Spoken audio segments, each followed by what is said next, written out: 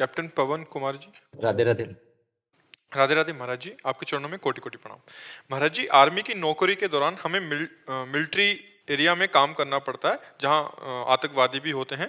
उसी दौरान किसी आदमी पर शक होने पर सच बुलवाने के लिए काफी सारे तरीकों का इस्तेमाल करना पड़ता है। उस दौरान दी गई यातनाएं किसी बेकसूर को मिल जाएं तो क्या उस पाप उसका की सजा उसका उसका प्रारब्ध होगा, उसका प्रारब्ध होगा, उसमें प्रारब्ध में फंस जाएगा। जैसे आपका तो उससे कोई वैर है नहीं, आप राष्ट्रीय सुरक्षा के नियमानुसार उस क्षेत्र में पाए गए व्यक्ति को शंका की दृष्टि से देखकर निशंक होने के लिए आप कई प्रकार के दंड विधान करके जब देख लिए कि नहीं ये अपराधी नहीं है, तो अब आप जाइए। तो ये जो उसको मिला है उसका पूर्व का किया हुआ कोई पाप है जो प्रारब्ध उसको फंसा दिए और वो दंड होगा, पक्का समझो। इसमें कहीं किंचन मात्र कोई संशय नहीं है। और ये तुम्हारा अधिकार है। जैसे मान लो क्षेत्र है, अब आप बॉर्डर के क्षेत्र में किसी तरह बिना किसी प्रयोजन के पाए गए तो दंड तो बाद की बात, शंका ज्यादा हो जाए तो गोली भी मार दी जाएगी। तो आप उस क्षेत्र में गए कैसे? मान लो आपका प्रारब्ध पहुंचाया तो आपको भोगना पड़ेगा। फिर हमारा कोई नवीन नहीं नहीं नहीं नहीं, आप अपने अधिकारानुसार कानून के क्षेत्र में अगर आए हुआ व्यक्ति है और आपको शक हो रही है कि तो आप उसमें अगर ढिलाई करेंगे तो आपको गोली मार देगा। क्या पता आप आ कैसे गए इस अधिकार क्षेत्र में। कि महाराज जी वो दिमाग से नहीं जाता है जब वो नहीं, हटाना चाहिए।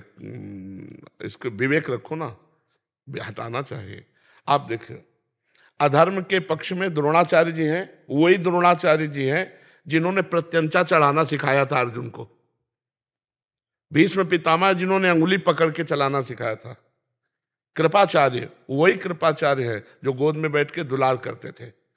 और जब अधर्म के पक्ष में हो गए तो धर्मात्मा अर्जुन ने भगवान श्री कृष्ण के इशारे पे इन सब को ढेर किया, अपने ही बाणों से भीष्म पितामह को गिराया। और धृष्टद्युम्न ने महाराज भगवान श्री कृष्ण के इशारे पे युधिष्ठिर से कहा बोलो, जो बोले सो अश्वत्थामा। विचार नहीं कर सके थे। युधिष्ठिर जी ने कहा अश्वत्थामा हाथों नरो या कुंजर, वो सुन नहीं पाए, उतले में शंख बजा दिया भगवान ने, तो वो विषाद में गला कटवा दिया। तो देखो, आप जिस क्षेत्र में हो वहां दया बहुत बड़ी चूक हो सकती है, हमारे राष्ट्र के लिए, हमारे समाज के लिए और आपके जीवन के लिए।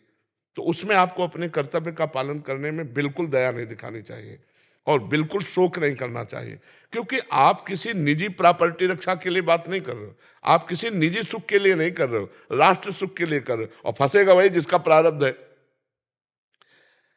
पूरा कांटों से निकल जाए, अगर प्रारब्ध नहीं तो कहीं कांटा नहीं चुभेगा। और अगर चोट लगनी है तो गद्दा पड़े होंगे, फंस के ऐसे गिरोगे कि तुम्हारी चोट लग जाएगी। तो पक्की समझो, जो कर्ता का विधान है, जो कर्ता का विधान है वो वैसे ही उसको भोगना।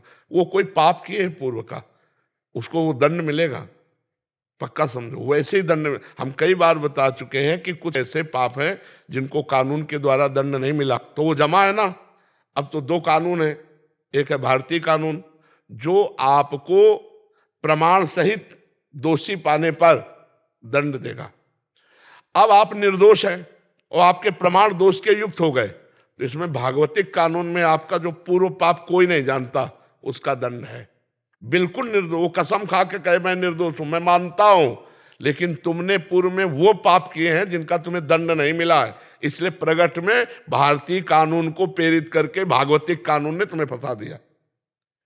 तो ये बात समझो, उस क्षेत्र में यदि वो फंस रहा है, बिल्कुल निर्दोष है, तो उसका पूर्व का पाप वहां फंसा रहा है, पक्की समझो। आपका कोई नवीन कर्म इसलिए नहीं बन सकता कि आप कोई द्वेष से या स्वार्थवश नहीं कर रहे, आप राष्ट्र सेवा में हैं। अगर चूक हो गई तो कितना बड़ा अहित हो जाएगा अगर दो आतंकवादी अंदर घुस गए। तो इसलिए इस पर विचार नहीं करना है, इस पर दया नहीं करनी कि अब पता नहीं आतंकवादी है कि नहीं है, और इतना सोच रहे इतने में आपकी खोपड़ी उड़ा देगा वो। हमारा पहला वार होना चाहिए, आप एक यंत्र हैं, चलाने वाला कोई और है। आपको देखना कर्ता भगवान है और मैं राष्ट्र सेवा में हूं। अगर देख लो जरूरत पड़ी तो अपने आराध्य देव भीष्म जी के आराध्य देव श्री कृष्ण है, श्री कृष्ण पर भी बाण मारा कि नहीं मारा, ये है धर्म। तो इसलिए आप अपने धर्म पर है, धर्मो रक्षति रक्षिता, तुम धर्म की रक्षा के लिए ऐसा कर रहे हो तो धर्म तुम्हारी रक्षा करेगा, दिमाग से हटावे। हाँ, नहीं तो ये मतलब आपको परेशान कर देगी। तो ये बात दोनों पक्ष होते हैं, जहां हमें दया दिखानी है वहां हम भरपूर दया दिखाएंगे, और जहां हमें शासन करना है वहां हमें शासन करना है। तो आपके हृदय में शासन की प्रधानता होनी चाहिए, दया एक कोने में रखी रहे, जहां जरूरत है वहां दया, और जहां शासन की जरूरत वहां इस तरह की जो मन प्रश्न देना बुद्धि उसको काट करो। बिल्कुल आपको बिल्कुल नहीं सोचना चाहिए, आंखों में उछाना भी नहीं चाहिए, नहीं, दौड़ करके अपने कर्तव्य का पालन करना चाहिए। बिल्कुल आप प्रसन्न मन रहिए, कोई अपराध नहीं। अच्छा, इसमें यह ना समझिए कि हम केवल बातें बनाते हैं, ऐसा नहीं होता। उत्तर देने वाले को नरक मिलता है अगर गलत उत्तर दे, ऐसा कोई खिलवाड़ नहीं है। तो हम उस पद्धति से कहते हैं, शास्त्रीय पद्धति से। जैसे आपका राग है या द्वेष है या आपकी कोई पर्सनल है, और वो वहां मिलता है, आप उसे फंसा के मारते हो, अब अपराध है। आप तो जानते भी नहीं उस व्यक्ति को, और उस क्षेत्र में मिलता है, तो अपने कर्तव्य का पालन करने के लिए जो दंड का प्रयोग है वो तुम्हारे लिए कोई प्रायश्चित नहीं बनेगा, वो तुम्हारे लिए कोई नया कर्म नहीं बनेगा। युद्ध करने में जैसे लाखों के गले उड़ाए जाते हैं तो वो कोई हिंसा नहीं होती। ऐसे तुम किसी एक को गोली मारो 302 में फंसोगे, लेकिन आप युद्ध क्षेत्र में खड़े हो और विपक्ष के आप हजारों को मार दोगे, तो ना भागवतिक कानून में आप अपराधी हो और ना भारतीय कानून में अपराधी हो, क्योंकि आपका कर्तव्य है, आप अपने कर्तव्य का पालन कर रहे हैं। बस समझ रहे हैं आप? जी महाराज।